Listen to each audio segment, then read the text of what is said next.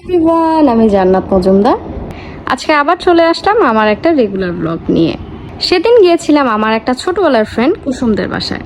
কুসুম এখন এক বাচ্চার মা, বাট ওর বাচ্চার চাইতেও বেশি বাচ্চা। কথাটা আমি কেন বলছি একমাত্র ওই বুঝছে। সেদিন আমাদের সব ক্লোজ স্কুল ফ্রেন্ডদেরই ওদের বাসায় দাওয়াত ছিল। একে একে সবার এন্ট্রি। আমি যে ভিডিও করছিলাম এটা তারা বুঝেই নেই। তারা যদিও সবাই নায়িকাদের মতো সেজে আসছে, বাট আমি ভিডিও করছিলাম এটা যদি তারা জানতো, তারা একটু ঢং ঢং পোস্ট পাস করে ঢুকতো তাদের ভাষ্য মতে। আর এইদিকে আমি পাগল ছাগলের মতন।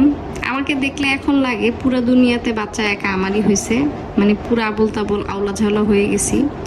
জুতা কই থাকে বুঝি না, জুতার সাথে মুজার সম্পর্ক কি জানি না, এরা দুইটা ভাই না বোন এটাও বুঝি না। এক কথায় পুরো আওলা ঝাওলা হয়ে গেছি আমি নিজে, আমার আশেপাশের সব কিছু, এভরিথিং। যাই হোক, এখন কি জানি আবল তাবল বলতেছি। বান্ধবী আম দিছে, আম খাই। কুসুমদের বাসায় যাওয়ার সবচেয়ে আকর্ষণীয় ব্যাপার হলো ওর শাশুড়ি মায়ের হাতের রান্না। আন্টি মানুষটা অনেক মিশুক আর ফ্রেন্ডলি। এক কথায় এরকম ফ্রেন্ডলি শাশুড়ি খুব কমই হয়। আর আন্টির হাতের রান্না অনেক মজা। ওদের বাসার সবচেয়ে বড় আকর্ষণই এটা। আমরা মাত্র 3টা ফ্রেন্ড গিয়েছিলাম, বাট আন্টি আমাদের জন্য অনেক মজার মজার অনেকগুলো আইটেম রান্না করেছিল। জামাই ভালো খারাপ একটু মিশাল হয়, বাট শাশুড়ি ভালো পাওয়া আসলেও ভাগ্যের ব্যাপার। আমি বলবো কুসুম অনেক লাকি আমার মতো, আলহামদুলিল্লাহ একটা মার মতো শাশুড়ি পাইছে।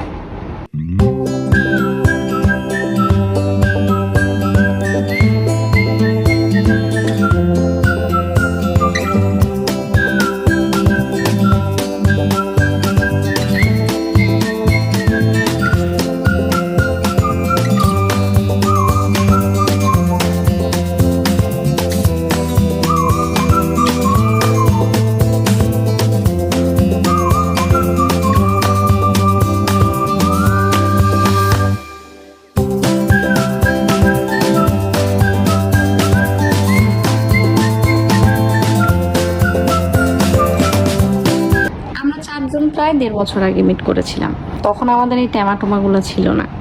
এবার আবার মিট হলো, তা আমাদের এই আন্ডা বাচ্চাগুলো সহ। ওদের সাথে আড্ডা দেওয়ার স্টাইলটা ঠিক এইরকম ছিল।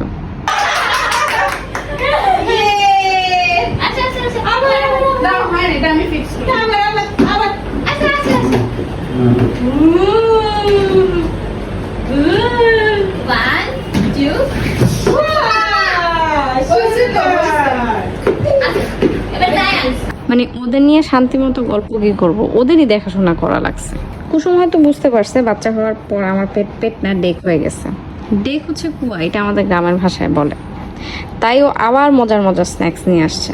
আগে আমার খাইতে ভালো লাগতো না, আর এখন আমার খাওয়া ছাড়া ভালো লাগে না। কি একটা বিপদে যে আছি। খাওয়া দাওয়া শেষ, সোনার বাংলাদেশ, এখন বাসায় যাওয়ার পালা। একে একে ওরা সবাই চলে যাচ্ছে। ভালো সময়গুলো না কেমন জানি ঘুরের মতো দৌড়ায়। ওদের যে আবার কবে দেখতে পারবো জানি না, বাট যতক্ষণে ছিলাম আমার ফিল হচ্ছিল আজকে আমার ঈদ। যাক, বেঁচে থাকলে ওদের সাথে আবার দেখা হবে। আজকের মতো আল্লাহ হাফেজ।